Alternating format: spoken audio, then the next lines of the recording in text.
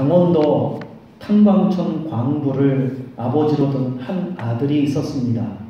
그러나 그의 아버지는요, 그가 고등학교를 다닐 때 그만 폐병으로 세상을 떠나버렸습니다.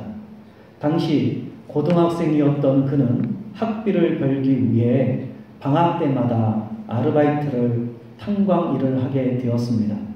그러나 학생이 돈을 벌면 얼마나 벌겠습니까?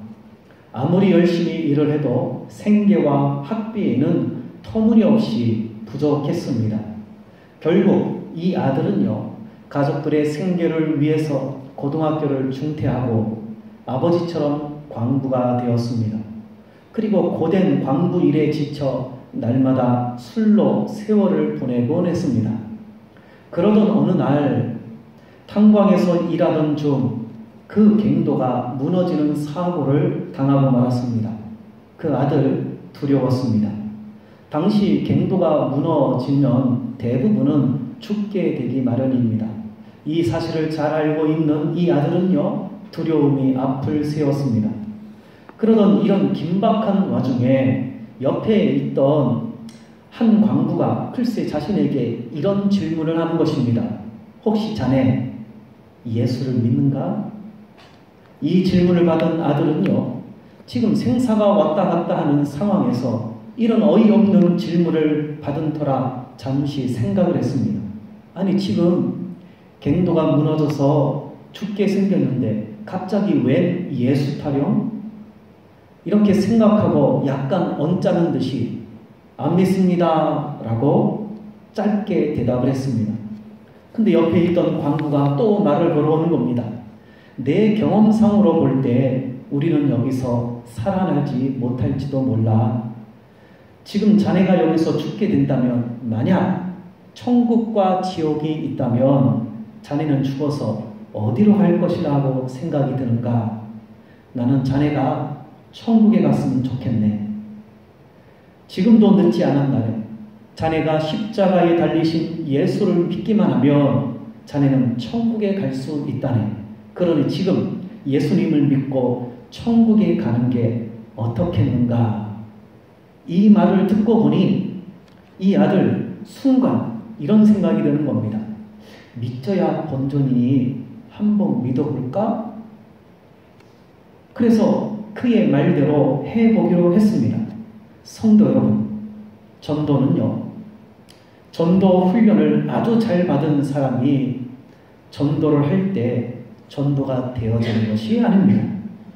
전도는요, 훈련을 받으면 도움은 되겠으나 훈련을 받았다고 해서 전도를 잘하고 훈련을 안 받았다고 해서 전도를 못하는 것이 아닙니다. 지금 이 광부와 같이 긴박한 상황, 절박한 상황, 고난의 상황 속에서 복음을 전하게 되면요, 상대방은 이 복음을 듣고 생각을 하게 됩니다. 그리고 믿져야 본전이니 한번 생각해 볼까? 믿어 볼까? 라고 생각을 고쳐먹게 된다라는 사실입니다. 왜 이 아들이 이렇게 별로 설득력 없어 보이는 복음을 듣고는 믿져야 본전이니 한번 해볼까라고 생각을 한 것일까요? 그것은 바로 상황 때문입니다. 전도는요, 상황이 중요합니다. 절박한 순간에, 특별히 상대방이 어려움의 상황에 처해 있을 때에 가장 좋은 상황입니다. 왜냐하면 어려움의 상황에 처해 있을 때는요, 복음을 듣고 복음에 대해서 진지하게 한번 생각해 보기 때문입니다. 하지만 평소에 바쁜 세상살이를 할 때 복음을 전하면요, 바빠 죽겠는데 무슨 쓸데없는 소리냐고 외면하고 복음의 복자도 생각하지 않는단 말입니다. 그러니 상대방이 어려움에 처해 있을 때 그때 가장 복음을 전할 수 있는 좋은 기회라는 사실입니다. 어려움이 심하면 심할수록 상대방에게 복음을 전할 수 있는 기회는 더 좋습니다.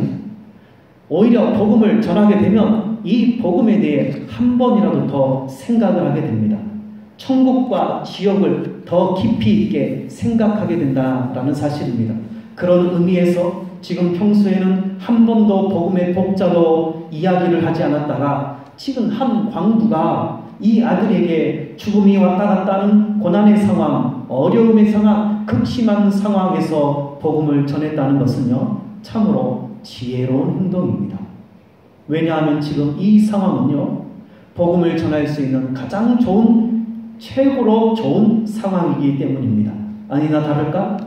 이런 복음을 전할 수 있는 좋은 상황에서 복음을 전했더니만 무슨 몇 시간 동안이나 이 아들을 붙잡고 설득한 것도 아닙니다. 그냥 단지 몇 마디 했을 뿐인데 이 아들의 반응이 어떻습니까? 아니 지금 죽음이 왔다 갔다 하는 긴박한 상황에서 지금 무슨 정신없는 말이냐고, 아니 지금 장난하냐고 말할 법도 한데 이때 뭐라고 말합니까? 믿져야 본전이니 한번 해볼까?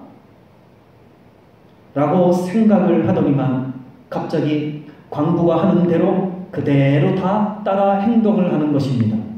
무릎을 꿇으라니까 이 아들 무릎을 꿇습니다. 두 손을 모으고 기도를 하라고 하니까 두 손을 모으고 눈을 감고 기도를 하는 겁니다. 그리고는 광부가 하는 영적 기도를 따라하라니까 그대로 따라하는 것입니다. 근데 이때 놀라운 일이 벌어졌습니다.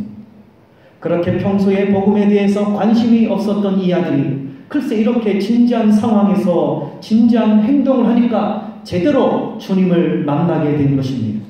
영적 기도를 따라하다 보니까 확실히 주님을 만나게 되었던 것입니다. 그래서 갑자기 영적 기도를 하다가 자신도 모르게 눈물을 흘려가니만 급기야 대성통곡을 하는 것입니다. 성도 여러분, 지금 이 아들이 있는 곳이 어디라고요? 갱도 아닙니다. 그것도 어떤 갱도 아닙니까? 무너져 내린 갱도 아닙니다. 지금 죽음이 왔다 갔다 하는 절체절명의 상황입니다. 근데 지금 이 아들 뭐 하고 있습니까? 복음을 듣고는 영적 기도를 따라하다가 웁니다. 대성통곡을 하고 웁니다. 지금 죽음이 왔다 갔다 하는 그런 긴박한 상황에서 복음에 감격하여 대성통곡을 하고 있습니다. 이게 지금 말이 됩니까?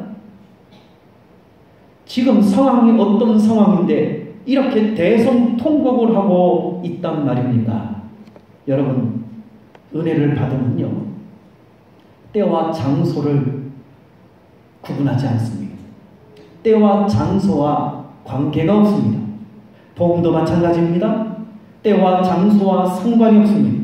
다만 이렇게 긴박한 상황 속에서 복음을 전하기란 쉽지는 않겠지만 이런 긴박한 상황에서 복음을 전하게 되면요, 바로 이런 엄청나게 놀라운 하나님의 은혜의 역사가 일어난다라는 사실입니다. 그러니 성도 여러분, 때와 장소와 관계없이 복음을 전하는 자가 되시기를 바랍니다. 특별히 긴박한 상황에 처해 있는 자에게 복음을 전하시기를 바랍니다. 내 주위에 어려움에 처한 사람이 있습니까? 가족 중에 어려움에 처한 사람이 있습니까? 그것은 바로 하나님이 저와 여러분을 통해서 복음을 전하라고 주신 기회입니다. 주신 사인입니다. 그런데도 불구하고 야, 요즘 세상에 누가 이런 상황에서 복음을 전하냐? 미친 사람처럼, 정신 나간 사람처럼. 이런 상황에 복음을 전했다가는 불난 집에 부채질하는 격이야. 뺨때기를 맞으면 모를까? 욕이나 쳐드시면 모를까? 누가 이런 상황에 그런 거 하냐? 복음은 기분 좋을 때 하는 거야. 언제 하는 거라고요? 복음은 기분 좋을 때 전하는 거야. 이게 요즘 보편적인 생각들입니다. 성경은 그렇게 말하지 않습니다. 상대방이 어려움에 처할 때, 긴박한 상황에 처할 때, 지금 당장 죽을지도 모르는 상황이니까 마지막 기회란 말입니다. 그럴 때에 복음을 전해야 하나님의 놀라운 기적의 역사, 은혜의 역사가 그에게 일어나는 것입니다. 이 아들 복음을 듣고 영적 기도를 하다가 울더니만 급기야 대성통곡을 하더니만 글쎄 갑자기 정신을 잃고 쓰러져 버렸습니다. 그리고 정신을 차리고 깨어났을 때 이미 이 아들은 병원에 누워있는 상태였습니다. 그리고 상황을 들어보니까 자신은 기적처럼 구조가 되어 살아났으나 자신에게 복음을 전해준 그 한 광부는 죽고 말았다라는 겁니다. 이 소식을 들은 아들은요, 생각했습니다. 그 광부가 나는 살리고 정작 자신은 죽었구나 라는 생각을 하니까 갑자기 가슴이 찢어질 듯이 아파옵니다. 눈물이 납니다. 자신에게 복음을 전해준 것만 해도 감사한 일인데 거기에다가 목숨까지 살려주게 된 것입니다. 왜 그렇습니까?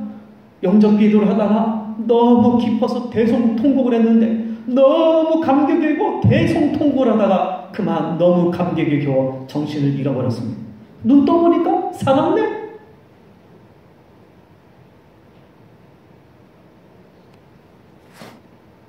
복음을 전해준 것만 해도 감사한 일인데 지금 거기에다가 자신의 목숨까지 살려준 것에 대한 고마움이 너무 커서 눈물을 흘리는데 펑펑 눈물을 흘렸다고 합니다. 결국 이 아들은요, 구원의 기쁨과 죽음에서 살아난 기쁨을 동시에 체험하는 엄청나게 강한 기쁨과 감격을 체험하게 되었습니다. 자, 이 말 주목해 보시기 바랍니다. 구원의 기쁨과 죽음에서 살아난 기쁨을 동시에 체험하는 엄청나게 강한 기쁨과 감격을 체험하게 되었습니다.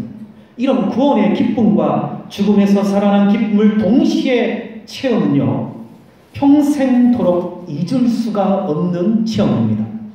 그러니 평생토록 기쁨과 감격 속에 살 수밖에 없는 체험입니다. 그래서 이 아들은요, 평생토록 구원의 기쁨과 죽음에서 살아나는 기쁨을 평생토록 간직하며 살았다라고 말하고 있습니다. 지금도 그는 살아서 구원의 기쁨과 죽음에서 살아나는 기쁨을 가지고 신앙생활을 하고 있습니다. 그런데 성도 여러분, 긴박한 상황이 아닌 평범한 상황에서 구원을 받은 이들이 있습니다. 심지어는 태어나고 보니까 믿는 자가 되어버린 모태신앙자들이 있습니다. 너무나도 평범한 상황에서 구원을 받다 보니 이들은요, 이 아들처럼 평생토록 구원의 기쁨을 간직하고 기뻐하지 못하고 언젠지 모르게 구원의 기쁨이 사라져버린 상태로 삽니다. 평범한 상황에서 구원의 기쁨을 받으니까 그때만 잠깐 구원의 기쁨으로 기쁘고는 시간이 얼마 지나고 보니까 구원의 기쁨이 사라져버렸습니다. 그래서 우리가 우스갯소리로 하는 말이 모태신앙자가 신앙생활을 못합니다. 모태신앙자가 신앙생활을 못한다고 합니다. 그러니 모태신앙자라고 자랑하지 마세요. 개인이 잘못했다가는 이 말이 현실이 되어버립니다.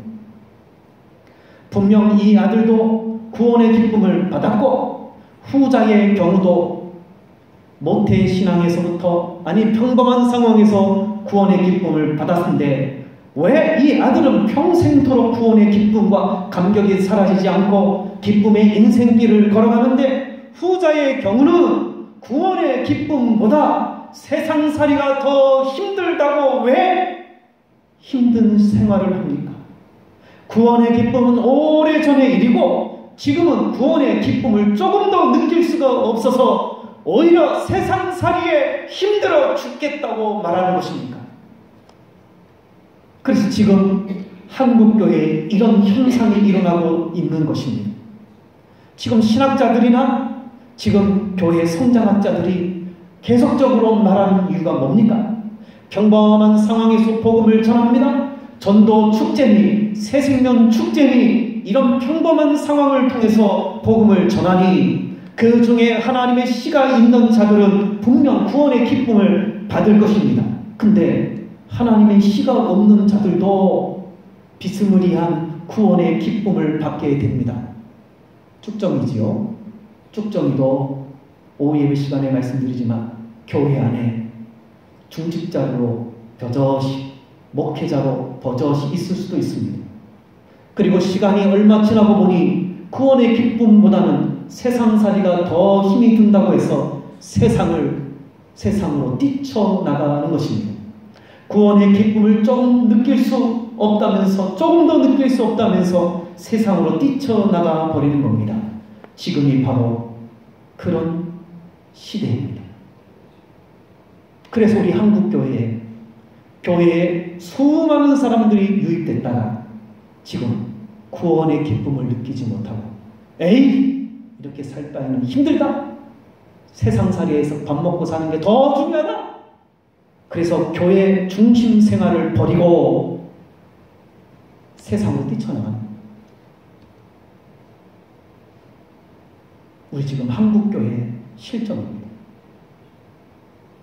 평범한 상황에서 복음을 전해 갑작스런 교회의 붐이 있었지만 이제는 점점 교회의 쇠퇴기에 접어들었고 향후 10년, 더 길면 20년이 지나면 한국교회는 여러분 놀랍게도 완전한 쇠퇴기에 접어든다고 합니다.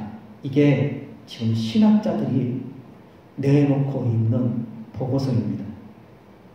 이것을 미리 알고 있는 성경은 전도할 때 어떻게 하라고 말씀합니까?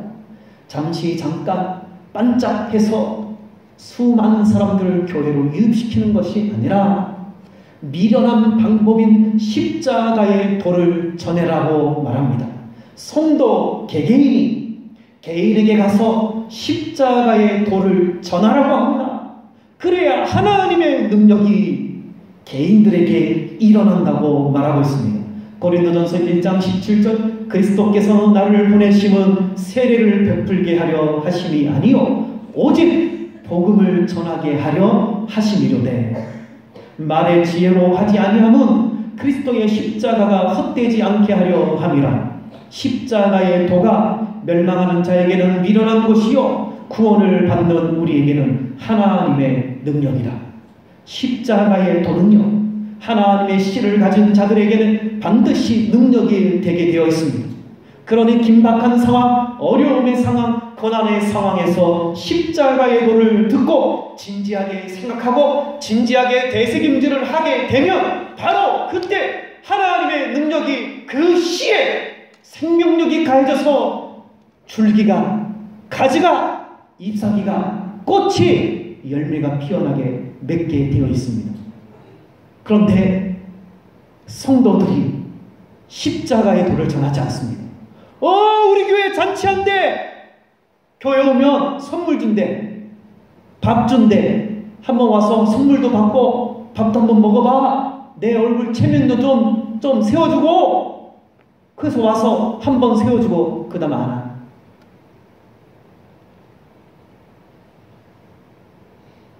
성경에 그렇게 지혜롭게 하라고 우리에게 복음을 주신 것이 아닙니다.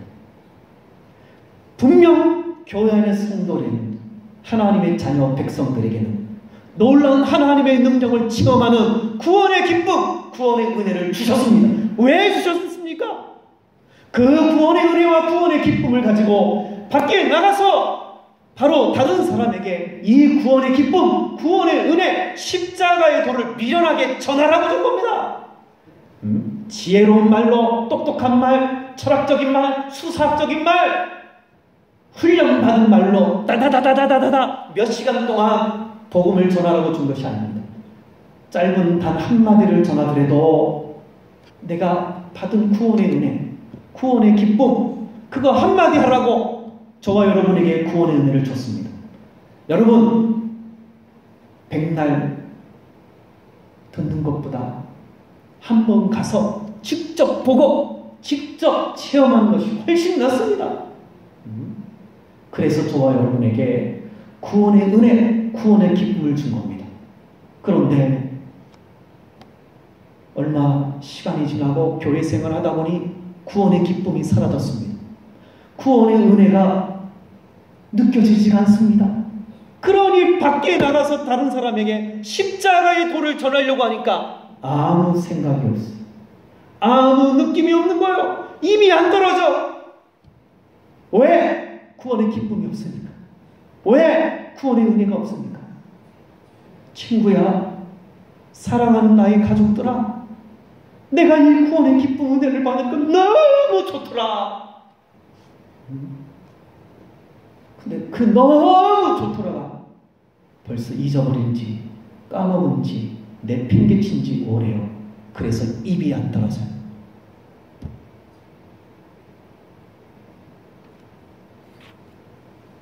십자가의 도는 하나님의 씨를 가진 자에게 반드시 하나님의 능력이 임하게 되어 있습니다. 역사가 일어나게 되어 있습니다. 저 같은 경우는요, 목회자이기 때문에 전도 훈련도 좀 받았습니다. 무슨 전도 훈련, 또 뭐 어디 연습도 하고 실습도 하고 실제 나가서 또 해보기도 하고 거리에 나가서 사거리에 서서 신호등 앞에 서서 예수 믿으세요! 천국 갑니다! 이거 안 하면 전도 훈련 받는 기간에는 점수를 안 줘. F면 또 다시 받아야 돼, 처음부터. 그러니까 그거 받으려고 사거리에 가서 공원에 가서 사람들이 많이 모여있는 곳에 가서 예수 믿고 천국 가세요! 그렇게 했는데 아무도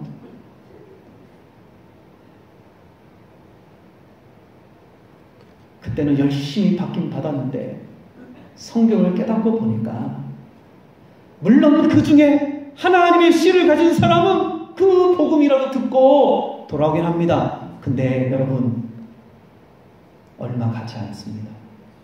그 구원의 기쁨이 얼마 가지 않습니다. 하나님이 저와 여러분에게 주시는 이 구원의 기쁨은요, 그렇게 하라고 주신 게 아닙니다. 어떻게 해요? 나의 사랑하는 부모, 형제, 가족, 친구들에게 직접 가서 어려우면 어려운 상황에 처했을 때에 찾아가서 내가 지금 이 말을 하는 건 정신 나간 말이 아니니, 그래서 바울도 왕이시여 제가 정신 나간 사람 말이 아닙니다. 그러면서 복음을 전했던 것처럼 복음을 전할 때 그가 이 복음을 받는 겁니다. 오늘 본문에 나오는 바울도 바로 이런 긴박한 상황 속에서 주님을 만난 자입니다. 사실 너무나도 긴박한 상황, 특별한 상황에서 주님을 만났습니다. 오늘 본문에 보니 9절에 나는 하나님의 교회를 박해하였다라고 합니다. 하나님의 교회를 박해하고 있을 때 그때 바울이 누구를 만났다고요? 주님을 만났습니다.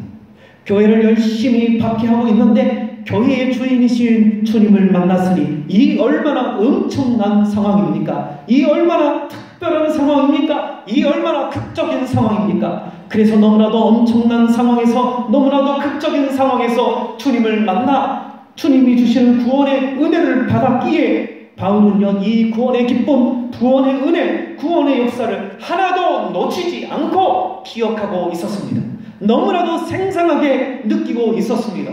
죽는 날까지 주님이 베풀어 주신, 자신에게 베풀어 주신 이 구원의 은혜, 구원의 기쁨을 조금도 까먹지 않고 잊어버리지 않고 죽는 날까지 그 구원의 기쁨, 구원의 은혜를 간직하고 느끼고 만족하며 살았습니다.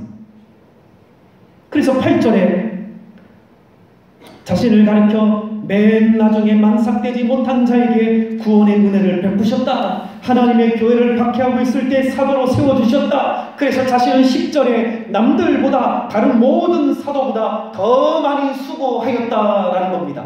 왜 다른 사도보다 더 많이 수고를 하는 것입니까? 자신이 받은 하나님의 은혜가 헛되지 않기 위하여 이렇게 남들보다 더 많이 수고를 한다는 것입니다.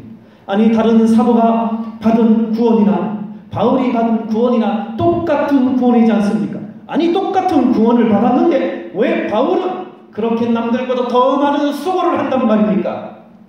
자신은 너무나도 엄청난 상황, 너무나도 극적인 상황, 특별한 상황에서 주님을 만났기 때문이라는 것입니다.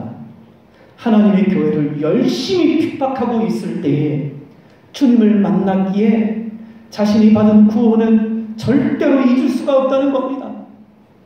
왼수 같은 자신을 죽여도 마땅한데 오히려 구원의 은혜를, 구원의 기쁨을 주셨으니 어찌 이것을 잊을 수 있단 말입니까? 그래서 죽는 날까지 조금도 그 은혜가 줄어들지 않는다는 것입니다. 평생도록 그 은혜가 잊어버리지 않는다는 것입니다. 그래서 바울은 평생 자신이 받은 이 구원의 은혜, 구원의 복음을 전하다가 죽었다라는 겁니다. 엄청난 상황, 극적인 상황에서 받은 구원의 은혜가 헛되지 않기 위하여 그는 평생 구원의 복음을 전하다가 죽음을 맞이했습니다.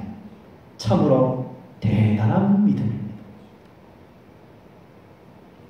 근데 여러분, 서두에 말씀드린 이 아들도 바로 이런 엄청난 상황, 극적인 상황에서 구원의 은혜를 받았습니다. 구원의 은혜뿐 아니라 죽음에서 살아난 은혜까지 받았습니다.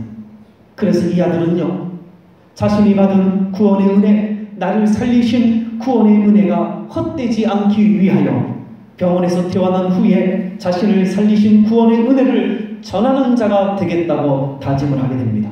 그리고 이어 그는 선교사가 되었고, 그리고 선교사가 되어 아프리카 케냐에 선교사로 갔습니다. 그리고 아프리카 케냐에서 22년째 힘들게 고되게 힘들게 어렵게 사역을 하던 중에 케냐 사람들조차도 두려워하는 마사이족 거주지에 들어가 복음을 전하게 되었고, 그곳에서 복음의 열매를 얻어 24개의 교회를 세웠고, 44개의 유치원과 초등학교, 3개의 중고등학교, 1개의 신학대학을 세웠다고 합니다. 심지어 마사이 부족의 명예 대추장이 되었답니다. 이러한 성공적인 사역에도 불구하고 그는 이렇게 고백했습니다. 주님은 너무나도 무능하고 우둔한 나에게 구원을 주시고 사명을 주셨습니다. 그래서 나를 살리신 예수 그리스도의 십자가 외에는 아무것도 자랑할 것이 없습니다. 라고 늘 고백했다고 합니다.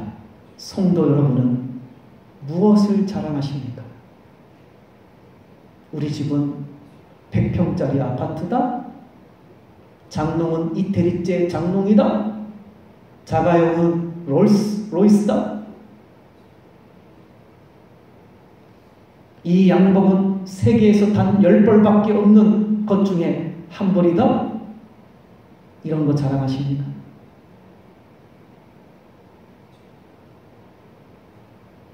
극적인 상황에서, 특별한 상황에서 구원의 은혜를 받았고, 죽음에서 살아난 이 아들은요, 십자가 외에는 내게 자랑할 것이 없다. 바울도 똑같이 이야기했습니다.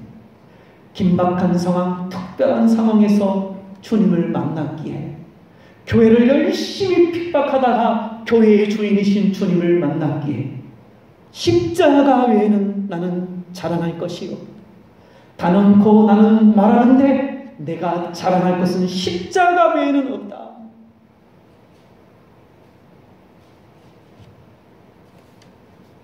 이 정도로 성공한 사역을 했다면 이 선교사님은 아마도 세계 방방곳곳을 돌아다니며 간증을 하고 사역복을 하고 유명세를 가졌을 텐데, 그는 그렇게 하지 않고 단지 책 하나 써냈습니다. 그의 책 이름은 들어 쓰심이라는 책입니다. 이 책을 쓰신 분은 아프리카 케냐 선교사인 안찬호 선교사님입니다. 아마 생소한 이름일 겁니다.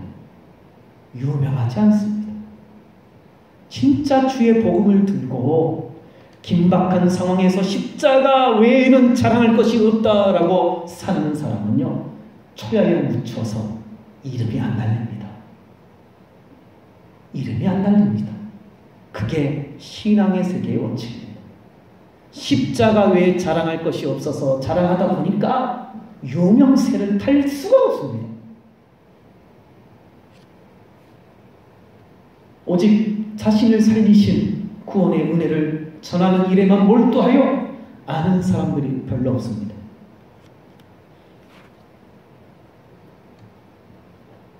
그나마나 들어쓰심이라는 책을 펴내서 사람들이 좀 알게 되었지, 이거라도 없었으면 안창호 선교사님을 누가 알겠습니까?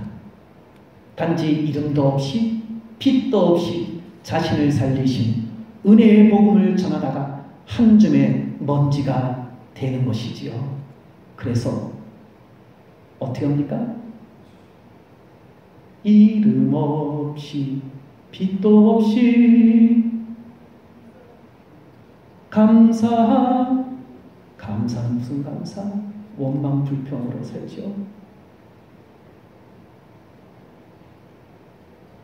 긴박한 상황에서, 특별한 상황에서 주의 은혜, 구원의 기쁨을 받은 성도들의 삶은 참으로 대단한 삶입니다. 그래서 바울 같은 자가 나타났고, 그래서 안창호 선교사님과 같은 분이 나타났습니다. 그가 똑똑했자고요? 고등학교 중퇴요. 이 시대에 너나 할 것 없이 명문 대학을 나와야, 좋은 직장을 나와야 세상살이 성공하고 잘 살 수 있다고 합니다. 진짜입니까? 안창호 선교사님은 고등학교 중퇴입니다. 아들 뭐라고? 고등학교 중퇴합니다. 그러니까 염려하지 말고 하는 데까지 하고 하나님의 인도를 받아가면 됩니다. 성도 여러분, 이 자리에 우리 지수 자매도 있는데요, 하나님의 인도하심을 받고 앞으로 나아가면 됩니다. 자꾸 세상의 기준을 따지고 세상의 기준으로 살려고 하는 건 성도의 삶이 아닙니다. 십자가 외에는 자랑할 게 없다.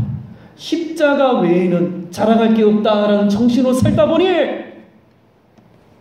바울처럼 우리 믿는 자들에게 이름이 있는 것이고, 안창호 선교사님처럼 케냐에서 유명세를 얻을 수 있는 것이고, 대주장, 명예주장이 될 수도 있는 것이고, 우리 한국에서는 몰라 누군지 잘, 여러분 처음 들어봤죠? 누군지. 저도 설교 준비하다가 본 거니까. 저 같은 목회자도 잘 몰라요. 근데 이 사실을 접어보니까 너무 대단한 분이에요. 처해에 묻혀서 조순만 목사가 성형교회에서 오직 십자가 외에는 자랑하지 않는 목회를 한다면 사람들에게는 별로 유명세가 없을지 모르지만 우리 주님이 하나님이 기뻐하시고 인정하실 겁니다. 그러니 성도 여러분도 마찬가지로 세상 사람들에게는 별로 유명세가 없지만 세상 사람 날 부러워 아니하여도 나도 역시 세상 사람 부럽지 않다. 언젠지 모르게 교회 성도들에게도 왜 자꾸 세상에 자꾸 이름을 날리려고 합니까? 노예를 가도 총회를 가도 자꾸 이름을 날리려고 합니다. 무슨 모임에 가면 자꾸 아우성을 칩니다. 잘 보니까 자기 알아달라는 거예요. 십자가 외의 자랑이 아닙니다. 이름도 없이 빛도 없이 십자가 외에 자랑하지 않다가 십자가만 자랑하다가 한 줌의 먼지가 되어 사는 인생, 이 얼마나 멋있는 인생입니까? 이 안창호 선교사님에게 복음을 전했던 그 광부, 여러분 누군지 아십니까? 이름도 몰라요. 그가 그 경도에서 안창호 선교사님에게 복음을 전하지 않았다면 진짜 아무것도 아니고, 근데 이분은 그에게 복음을 전했고 진짜 이름도 없이 빛도 없이 갱도에 파묻혀 지금 저 땅속 깊숙한 곳에 묻혀 있습니다. 찾았는지 모르겠어요. 시신을 찾았는지 모르겠어요.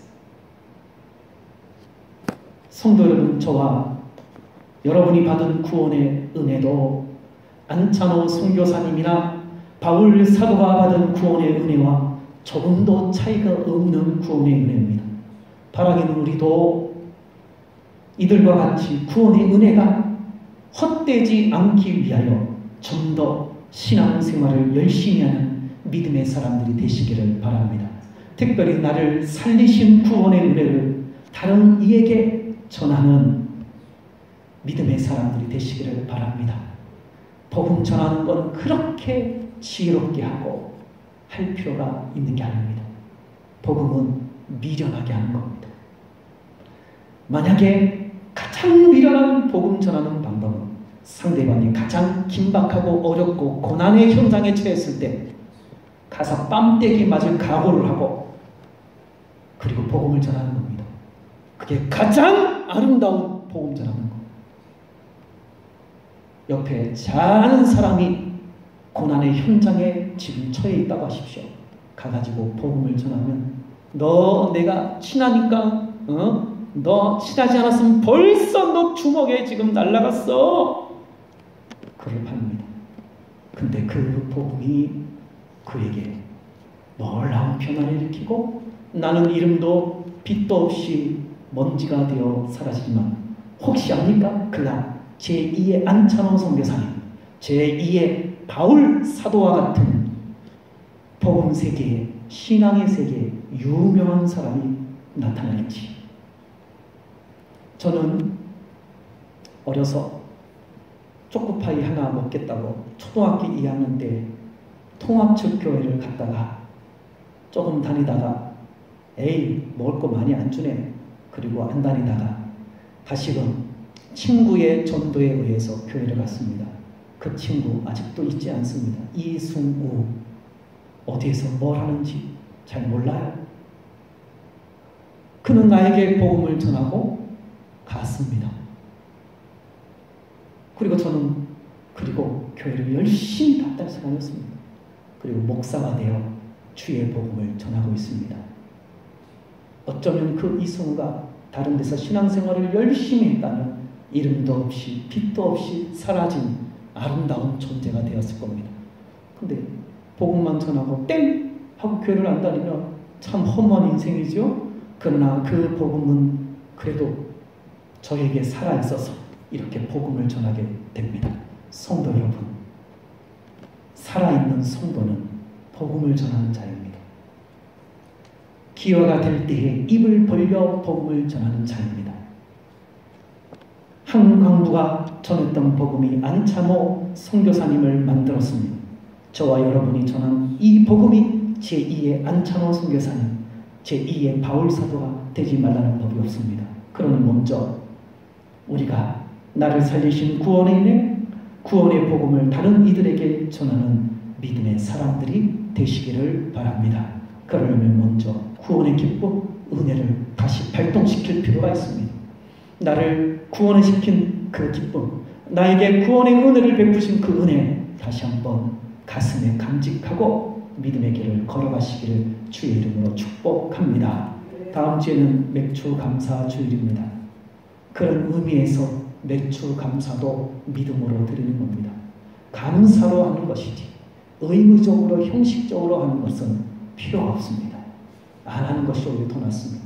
그래서 구원의 은혜, 구원의 기쁨을 발동시켜서 다음 주도 맥주 감사절을 잘 맞이하는 저와 여러분 되길 주의 이름으로 축복합니다. 기도하겠습니다. 하나님 아버지, 은혜와 사랑 감사합니다. 나를 살리신 구원의 은혜이기에, 구원의 기쁨이기에 평생 죽는 날까지 이 구원의 은혜, 구원의 기쁨을 전하기에 애를 썼던 바울사도, 안찬호 선교사님, 그들과 같이 우리도 똑같은 구원의 은혜, 구원의 기쁨을 받았으니 이것을 잊지 않고 믿음으로 계속 구원의 기쁨과 구원의 은혜를 누림으로 평생 주의 복음을 전하는, 나를 살리신 구원의 은혜, 나를 살리신 구원의 기쁨을 다른 이들에게 전해 그들도 평생 이 구원의 기쁨과 은혜를 만끽하며 감사하며 기쁨의 인생길을 걸어갈 수 있도록 복음의 증거자 되게 하여 주옵소서. 감사하고 예수님의 이름으로 기도드리옵나이다. 아멘. 321장